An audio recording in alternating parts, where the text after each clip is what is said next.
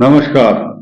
Mean राशि पर एक बहुत महत्वपूर्ण जानकारी देने के लिए हम आपके समक्ष आए हैं और विश्व के हर कंट्री से, लगभग हर देश से लोगों के आवेदन, निवेदन और डिमांड आई है कि आप मीन राशि के विषय में कुछ खास बातें जो आज के ट्रांजिट प्लैनेटरी पोजीशन पर आधारित हैं उस पर कुछ बताइए।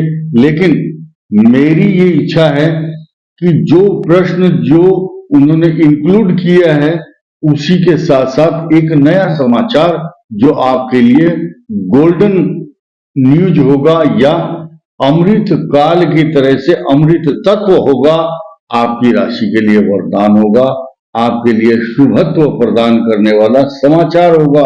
और इसी के साथ साथ चलते चलते आपके लिए एक ब्रेकिंग न्यूज जो अभी अभी आई है या आपके लिए दी जा रही है अच्छा समाचार, क्योंकि आप टीवी देखते हैं, समाचार देने वाला एंकर बीच में ही लिखा हुआ आ जाता है ब्रेकिंग न्यूज। अभी अभी ये वाला काम हुआ है नया, अभी अभी ये ग्रह बदला है, तो हमारी भी ब्रेकिंग न्यूज होती है। तो हम क्यों ना बताएं अपने दर्शकों को, खास तौर से उन मीन राशि वाले भाई और बहनों के लिए नई नई अच्छी अच्छी सूचनाएं आज इस वीडियो में आपको सुनने को मिलेंगी।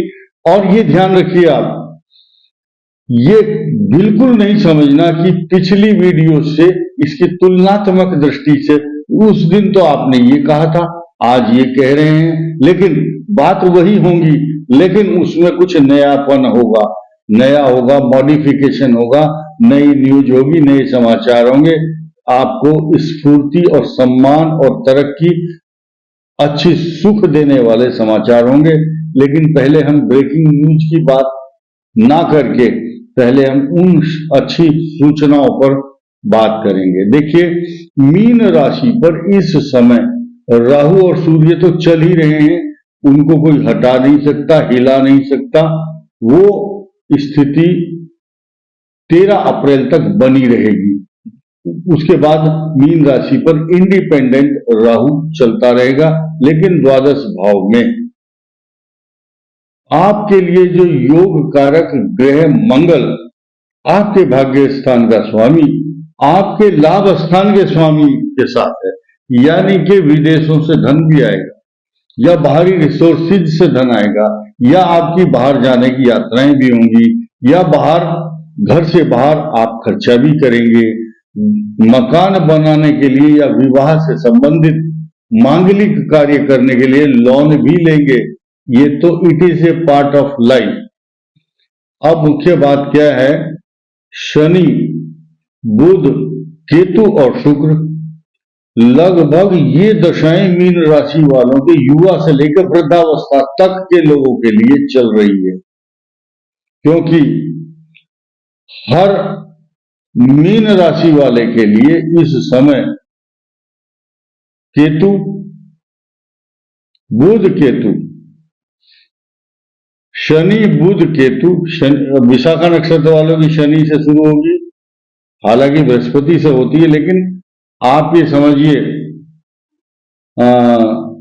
ठीक इसी प्रकार पूर्वा भाद्रपद नक्षत्र होता है, जैसे विशाखा होता है वृश्चिक में और कर्क में होता है पुनर्वसु, ऐसे ही पूर्वा भाद्रपद नक्षत्र मीन राशि का होता है। तो 4 साल इनकी दशा बृहस्पति की और 19 साल तक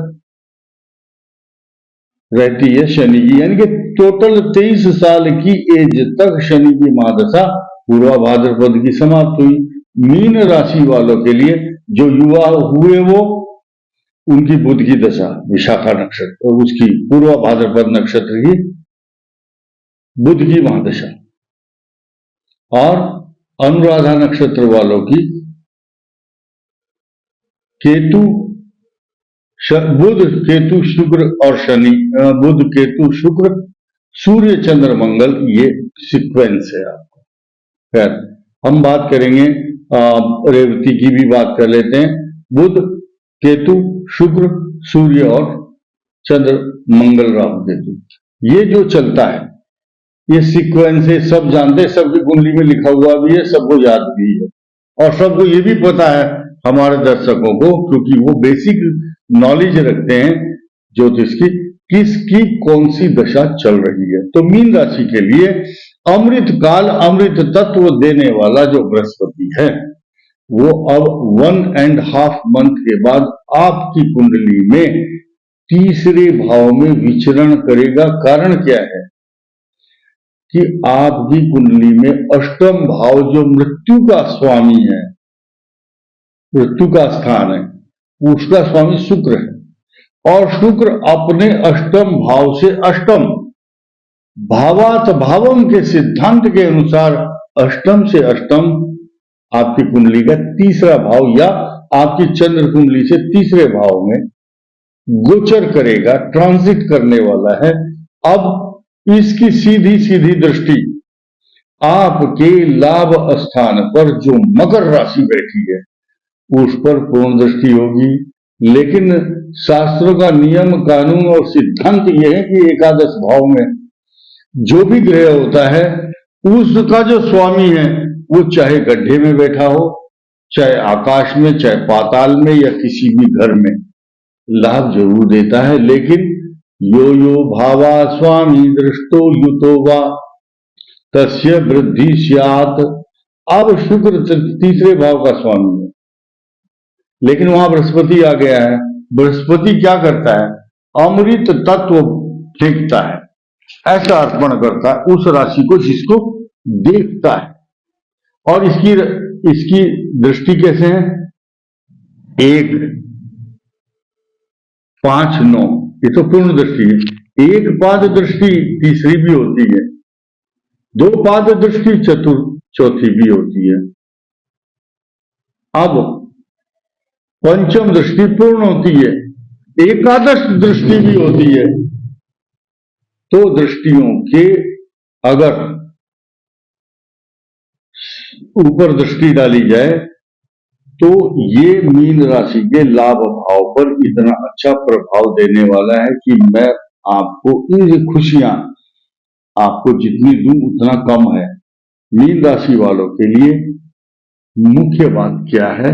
3 राशियां इस संसार के अंदर जो उत्तर दिशा की स्वामिनी है, कर्क, वृश्चिक और मीन। इनका वर्ण विप्र है, ब्राह्मण है।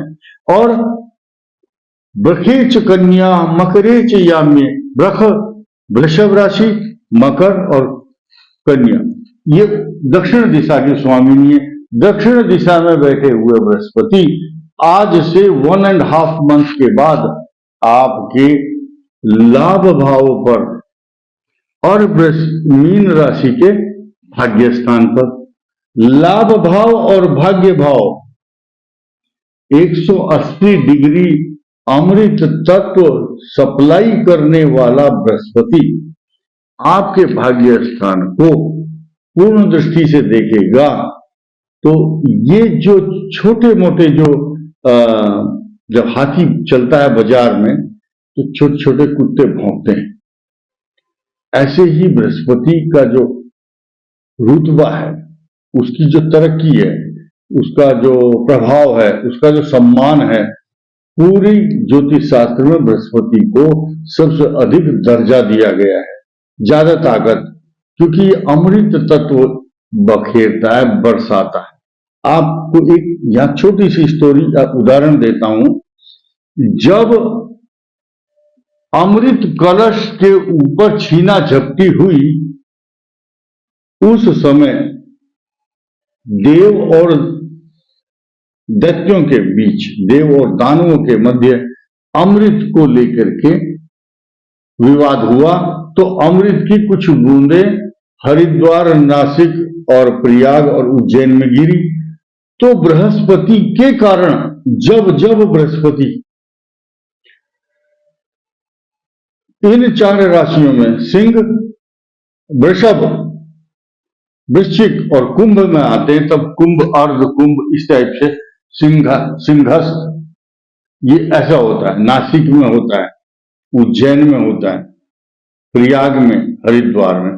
तो वो अमृत तत्व है, वही अब आपको मिलेगा, क्योंकि वृश्चिक, कन्या, मकरेच यानी मकर राशि और वृषभ राशि दक्षिण दिशा की स्वामिनी है। तो वृश्चिक राशि क्या है? उत्तर दिशा की स्वामिनी। तो क्या हुआ? 180 डिग्री, 90 डिग्री नहीं, 360 डिग्री नहीं, सीधे सीधे 180 अंश पर जब दृष्टि डालता है बृहस्पति, तो मीन राशि के भाग्य स्थान पर पूर्ण दृष्टि होगी और लाभ स्थान पर भी होगी। तो किस किस को प्रभावित कर रहा है? तीसरे भाव, पराक्रम भाव को, भाई बहन का स्थान, भाग्य स्थान और इनकम हाउस। जो जो आपके खर्चे हो रहे थे या होंगे, वो तो होंगे, उनको कोई रोक नहीं सकता। देखिए, सबका काम अलग अलग है, नुकसान देने वाला ग्रह अलग, लाभ देने वाला अलग। तो कई बार कोई ग्रह ऐसा है, कुछ वो ही कष्ट देता है और उसी की दशा में उसको लाभ भी मिलता है। शनि की 7.5 जब कष्ट देती है, तो वही शनि की महादशा भी वृश्चिक राशि को, कर्क को, मीन को लाभ भी देती है। बुध की महादशा भी लाभ देती है, केतु भी लाभ देता है। लेकिन अब वर्तमान समय में जो ब्रेकिंग न्यूज की हम बात कर रहे थे आपसे, मीन राशि वालों के जातक जो भी हैं, उनके विवाह के योग बन रहे हैं, लेकिन 24 अप्रैल 2024 से 7 जुलाई 2024 तक शुक्र अस्त होगा और 6 मई 2024 से 2 जून 2024 तक, ठीक लगभग 24-25 दिन तक बृहस्पति अस्त रहेंगे। तो इस दौरान मांगलिक कार्य, विवाह आदि कार्य सनातन पद्धति के अनुसार जो शास्त्रों का नियम है और सिद्धांत है, उस दौरान विवाह आदि नहीं हो पाएंगे। इसीलिए अपने विवाह को या तो पहले कीजिए या 7 जुलाई के बाद जब मुहूर्त आएगा तब उसको संपन्न कीजिए।